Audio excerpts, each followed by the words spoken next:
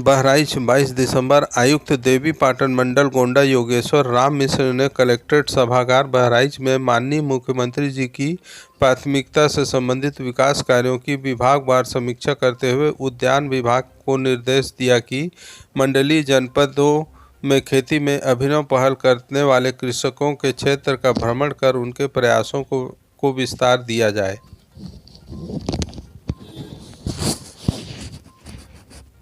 खास तौर पे बहराइच की जो समीक्षा बैठक में क्या लगा कि बहराइच किस दिशा की तरफ जा रहा है? देखिए, ये मंडल के विकास कार्यों की समीक्षा है। हम लोग हर महीने करते हैं और एक प्रयोग यहाँ पे किया गया कि हम लोग रैंडम जिले परिवर्तित कर देते हैं। जिले परिवर्तित कर देने से जिन जिलों में जाया जाता है वहाँ के अधिकारियों के अंदर एक अलग से उत्साह होता है और स्फूर्ति के साथ कार्य करते हैं।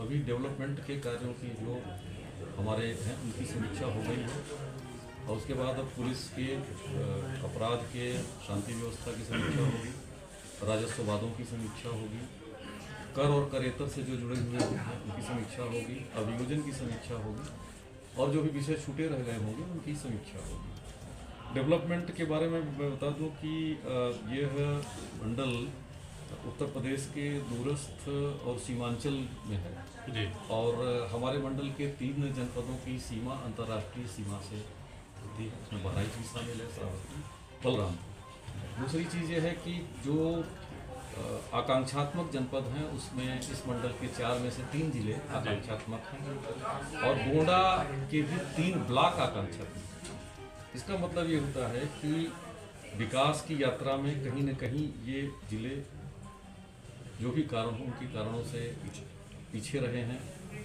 और माननीय प्रधानमंत्री और माननीय मुख्यमंत्री जी की जो कार्य योजना है कि समाज के उन व्यक्ति तक, उन तबकों तक, उन क्षेत्रों तक जो प्रगति की यात्रा में पिछड़े हैं उन्हें मेन स्ट्रीम किया जाए।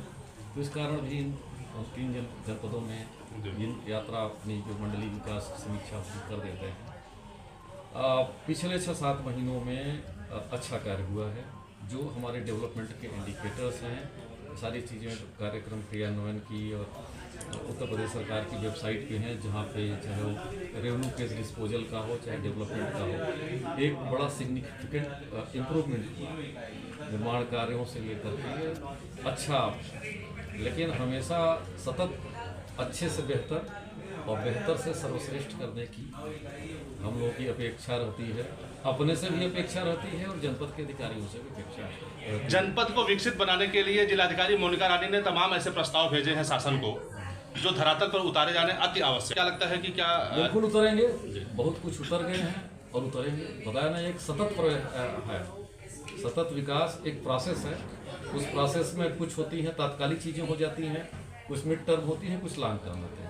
तो जो भी प्रस्ताव सिर्फ बहराइच के ही नहीं, गोंडा से जिस पे कोई दृष्टि नहीं डाल रहा था उसको पूरा डिटेल ऑडिट करके उसको कब्जा भी और अभिलेखों को भी दुरुस्त किया गया है। इसी तरह से करनैलगंज क्षेत्र में भी आपको आश्चर्य होगा कि 6-6, 7-7 करोड़ रुपए की पेनाल्टीज हम लोगों ने इम्पोज किया है, इम्पोज नहीं किया, रियलाइज किया। लेकिन ये कार्य आपने सही कहा कि इस पर निरंतर सावधानी घटी, दुर्घटना घटी की स्थिति रहती है। जो इस तरह के आर्थिक अपराधी हैं वो भी अवसर तलाशते रहते हैं। निश्चित रूप से टफ कार्रवाई हो रही है और इसमें गैंगस्टर में, गुंडा एक्ट में, इनमें भी कार्रवाई होगी, आपराधिक कार्रवाई भी होगी।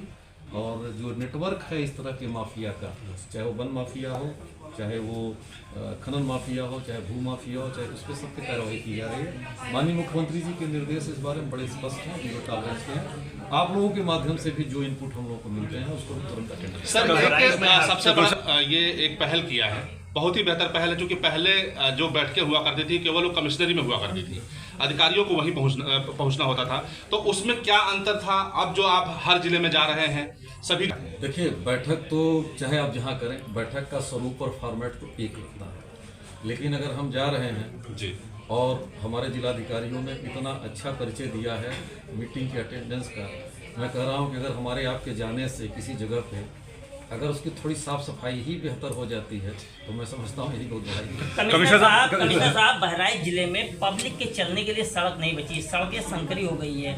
और अतिक्रमण के साथ साथ बहराइच में जाम की समस्या बहुत बड़ी है, तो इसके लिए क्या? देखिए, सिर्फ प्रशासनिक पहलू नहीं है, इसका सामाजिक पहलू भी है। अतिक्रमण हम लोगों ने 100 साल पुराने तोड़वाए हैं। गोंडा से लखनऊ मार्ग पे जाएं, 3-3 4-4 पत्र उगाया जाएगा, लेकिन आप लोगों के माध्यम से इसमें जन सहयोग की भी है। कृष्ण साहब एक बहुत रेलेवेंट प्रश्न है कि खबरें आती रही हैं और अब एक नया व्यापार वहाँ शुरू हो चुका है कि इलीगल ट्रांसपोर्टेशन वहाँ चल रहा है, जिसमें सरकारी इनपुट भी मिले हैं और सूचनाएं ऊपर तक प्रेषित की गई हैं। क्या विभाग के साथ जो बैठक हो रही है उसमें हमारे एजेंडा का एक विषय है, उसके बाद डीआईजी या पुलिस अधिकारी रेंज का है, ये संज्ञान में है और निश्चित रूप से कितना गंभीर मानते हैं सर देश के राष्ट्रीय अस्मिता को देखते हुए? देश के लिए गंभीर है, हमारे आपके लिए सबके लिए गंभीर है। सीमा से अगर किसी भी प्रकार की अवैध गतिविधि हो रही है, चाहे इस साइड से चाहे दूसरे साइड से, तो वो संवेदनशील है। कुछ अधिकारी निकाल के आइए।